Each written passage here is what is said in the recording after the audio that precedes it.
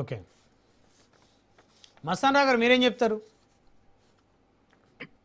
Sir మొన్న మనం 4 రోజుల క్రితం డిబేట్ లో కూడా ఇది మాట్లాడటం జరిగింది, ఆ రోజున్న సమాచారం. అయితే ఇప్పుడు ఏంటంటే నేను అక్కడ మాదాపూర్ డీసీపీ రితిరాజ్, ఆమె చాలా స్ట్రైట్ గా ఉంటారు, మంచి ఇన్వెస్టిగేషన్. కానీ ఆమె ఇంటర్వ్యూ చూసా ఇందాక. ఆమె ఏమంటారంటే ఆమె చెప్పిన వివరాల ప్రకారం చెప్తా. యాక్చువల్ గా మనం మొన్న అనుకున్నాం ఇట్లా ధనికుల పిల్లలు ఇట్లా స్పోర్ట్స్ కార్లు కొని ర్యాష్ డ్రైవింగ్ వెళ్ళటం వల్ల ఇట్లా బలి తీసుకుంటున్నారు, వాళ్ళ ప్రాణాలు వాళ్ళు ఎలా ఉన్నా కూడా ఇతరుల ప్రాణాలను హరించే హక్కు వాళ్ళకి లేదనేది కూడా మాట్లాడుతున్నాం ఆ రోజు. ఎందుకు అరెస్ట్ చేయలేదు అనేది కూడా మాట్లాడుతున్నాం. అయితే ఇప్పుడు ఆమె చెప్పిన దాని ప్రకారం చూస్తే ఏంటంటే యాక్చువల్ గా అదే అతను ర్యాష్ డ్రైవింగ్ తోనే గుద్దితే ఆమె రక్త పొడుగులో ఎగిరి పడిపోయింది 10 అడుగుల పైన. ఆ తర్వాత అదే కారులో అపోలో హాస్పిటల్కి తీసుకెళ్లారు. అక్కడికి వచ్చేసరికి చనిపోయింది ఆమె అని చెప్పడం జరిగింది. ఆ తర్వాత అక్కడి నుంచి అతను పోలీస్ స్టేషన్కి వెళ్ళాడు. పోలీస్ స్టేషన్కి వెళ్తే అతను కూర్చోబెట్టి అదే కారులో ఆమెనేమో హాస్పిటల్లో జరిపించి ఇతను పోలీస్ స్టేషన్కి వెళ్తే యూరిన్ శాంపిల్స్, బ్లడ్ శాంపిల్స్ అన్ని తీశారు. అదేవిధంగా ఆ రెండిట్లో బ్రీత్ అనలైజర్ టెస్ట్ చేస్తే ఆ రెండు కూడా నార్మల్ గా వచ్చాయి. ఆ తర్వాత ఫోరెన్సిక్ ల్యాబ్ కూడా డ్రగ్స్ ఏమైనా సేవించున్నాడా అనేది కూడా పంపించారంటే ఇంకా రాలేదు. సో అవన్నీ క్లియర్, అవన్నీ కూడా చాలా పారదర్శకంగా జరిగినాయి అని అనుకోవాలి. అవును, ఆమె చెప్పిన దాని ప్రకారం చూస్తే ఎస్పీ గారు చెప్పిన ఇన్వెస్టిగేషన్. సార్ రెండోది ఏంటి, ఎఫ్ఎస్ఎల్ నివేదిక వచ్చిన తర్వాత దానిలో ఏమన్నా నమూనాలు కనపడితే డ్రగ్స్ గారు కనుక అతను సేవించున్నట్టే దాని ప్రకారం సెక్షన్లు మారుస్తాం. ఇప్పుడైతే ఏంటంటే హిట్ అండ్ రన్ అని అనుకున్నారు అందరూ, అది కాదు. ఎందుకంటే హిట్ అండ్ అంటే కొట్టేసి వెళ్ళిపోవడం. సో అతను ఎప్పుడైతే ఆ ఇంజూర్డ్ పర్సన్ ని హాస్పిటల్కి చేర్పించాడో ఆ సెక్షన్ అప్లికబుల్ కాదనేది ఆమె చెప్పారు. ఒకవేళ డ్రగ్స్ కేసుకు సంబంధించి ఏమైనా నమూనాలు కనుక దానిలో వస్తే ఆ కేసులో ఇంకో సెక్షన్ మార్చి అతని మీద పెడతాం. ఇప్పటికైతే అది 7 ఏళ్ల లోపు అంటే 5 సంవత్సరాల లోపు జైలు శిక్ష పడే విధంగా ఉంటదనేది ఆమె చెప్పిన విషయం. అయితే ఇక్కడ ఆమెను అడిగారు ఇది ఎందుకు చెప్పలేదు, ఏంటంటే ప్రెస్ కి అందించాల్సిన ఇది అనేది వాళ్ళకి అనిపించలేదు అనేది. అంటే అక్కడ ప్రెస్ లోపమా ఇంకో లోపమా అనేది మనకు తెలియదు. ఆ రోజు మనం అనుకున్నాం ఇట్లాగే మనం అసలు 4 రోజుల పాటు ఇది ఎందుకు బయటికి రాలేదు, ఏమన్నా అతని మీద ఎఫ్ఐఆర్ చేయలేదా, అరెస్ట్ చేయలేదా, ఎందుకు ఈ విధంగా చేశారు, దీని వెనక కారణాలు ఏంటి అని అడిగాం. ఆ తర్వాత ఇంకోటి ఏంటంటే ఇప్పుడు లింగమనేని రమేష్ గారు కూడా బయటకు వచ్చారు. ఆయన ఏమంటారు, ఇట్లా జరగటం అనేది పొరపాటు, మేము భారత చట్ట వ్యవస్థను గౌరవిస్తాము, న్యాయ వ్యవస్థను గౌరవిస్తాం, అందుకనే మా అబ్బాయి అక్కడ పోలీస్ స్టేషన్ కూడా వెళ్ళాడు. ఇంకోటి ఏంటంటే వాళ్ళ కుటుంబానికి కూడా అన్ని విధాల సహాయం అందించేందుకు కూడా మేము ఉన్నాము, మేమేమి మా మీద దుష్ప్రచారం చేయొద్దు, యాక్సిడెంట్ చేసిందైతే తప్పు, చనిపోవటం కూడా చాలా దారుణమైన అంశమే, అందుకనే మా అబ్బాయి కూడా ఇన్వెస్టిగేషన్ అంతా సహకరిస్తాడు, పోలీసులకు సహకరించడానికి మేము సిద్ధంగా ఉన్నామనేది చెప్పారు. ఇప్పుడు ఈ టోటల్ విషయంలో ఏంటంటే మొన్న మనం అనుకున్న వెస్ట్కి ఇప్పటికి తేడా ఉంది.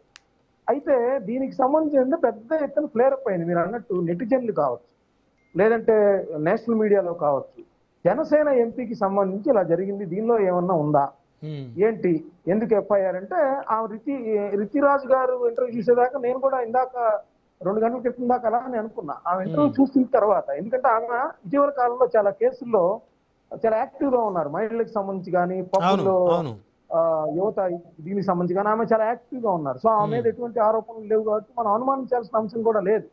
అయితే ఇక్కడ అందరూ ఆలోచించాల్సింది ఏంటంటే ఖచ్చితంగా ఇట్లాంటి ఎవరైతే ఇప్పుడు ఆమెకి 26 ఏళ్ళు, 26 ఏళ్ళు, అతనికేమో 22 ఏళ్ళు. సో ఇలాంటి సందర్భంలో రష్ గా ఉండే ఏరియాల్లో దాదాపు అది మోటార్ వెహికల్ ఇన్స్పెక్టర్ని కూడా ఆదేశించారంట, అసలు ఆ కారు ఎంత మేర స్పీడ్ లో ఉంది ఏంటి దాన్ని బట్టి కూడా సెక్షన్లు యాడ్ చేస్తారంట. అతను ఒకవేళ విపరీతమైన స్పీడ్ తో ఉంటే గనక సెక్షన్లు మళ్ళీ ఆల్టర్ చేసేసి పెడతారనేది చెప్తా ఉన్నారు. అయితే దీనిలో మనం ధనికులైన వాళ్ళు కానీ ఇంకా ఆలోచించాల్సిందంటే పిల్లలకి కార్లు ఇచ్చేటప్పుడు ఇలా వాళ్ళ దగ్గర కోట్ల రూపాయలు, అది 4 కోట్ల రూపాయలు 2 కోట్ల పైన పడి ఉంటుందంట car, sports car Austin Martin అనేది. అలా ఇచ్చేటప్పుడు గతంలో చూసాం, మన అజారుద్దీన్ వాళ్ళ అబ్బాయి కావచ్చు, లేకపోతే మన కోమటిరెడ్డి వెంకటరెడ్డి వాళ్ళ అబ్బాయి ప్రతీక్ రెడ్డి గారు కావచ్చు, సో ఇంకా ఇప్పుడు శ్రీధర్ అప్పలరాజు గారికి సంబంధించి అయితే బుల్లెట్ కి సంబంధించి కావచ్చు, ఇలా వీళ్ళు ఏంటంటే ర్యాష్ డ్రైవింగ్ వెళ్తున్నారు, ఇది వాళ్ళ తల్లిదండ్రులు చెప్పాల్సిన బాధ్యత.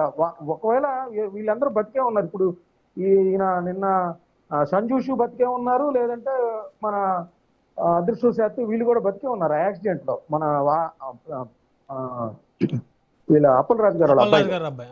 కానీ వాళ్ళు చిన్న వయసులో కనుక యాక్సిడెంట్ అయితే ఏం చెప్పండి, కన్నీరు మున్నీరు. ఒక కోమటిరెడ్డి వెంకటరెడ్డి గారికి ఒకటే అబ్బాయి, ఎంత ఆయన బాధపడతా ఉంటాడు. ఇక్కడ ఒకటి మస్తాన్ రావు గారు, ఇప్పుడు ర్యాష్ డ్రైవింగ్ వల్ల, లేకపోతే డ్రంక్ అండ్ డ్రైవింగ్ వల్ల, లేకపోతే డ్రగ్స్ తీసుకొని డ్రైవింగ్ చేయటం వల్ల ఎదుటి వాళ్ళ ప్రాణాలు పోతున్నాయి కదా.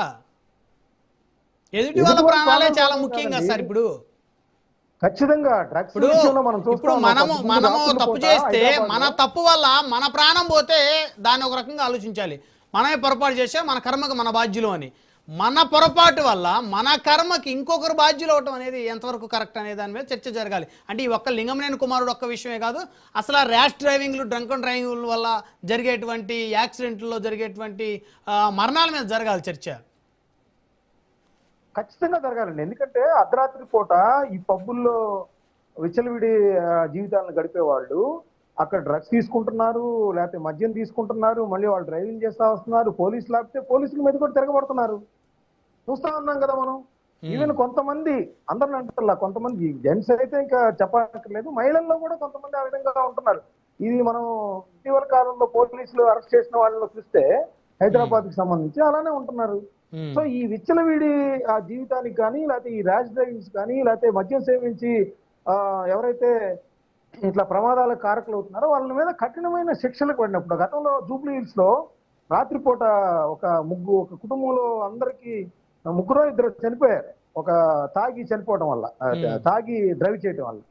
సో ఇలాంటివన్నీ కూడా అరికట్టాలంటే ఏంటంటే, ఒక యాక్సిడెంట్ చేసిన వాళ్ళకి మోటార్ వెహికల్ చట్టం ప్రకారం ఖచ్చితంగా శిక్ష పడాలి, వాళ్ళకి శిక్షలు పడి, ఎగ్జాక్ట్లీ వాళ్ళకి టెర్రరైజ్ అంటే భయం కలగాలి. యాక్సిడెంట్ చేస్తే ఒక 5 ఏళ్ల పాటు మనం జైల్లో కూర్చోవాలనే భయం పోయింది. వాళ్ళకేదో వాళ్ళతో చనిపోయిన కుటుంబాల వాళ్ళతో రాజీ పడతాం, 5 లక్షలు 10 లక్షలు ఇవ్వటం, వీళ్ళెళ్ళి మళ్ళీ బయటకు వచ్చి ఒక 5 పడేసామరా, అది చచ్చిపోయారు వాళ్ళు, మేమేదో తిరుగుతున్నాం అని చెప్తా ఉంటారు బయట.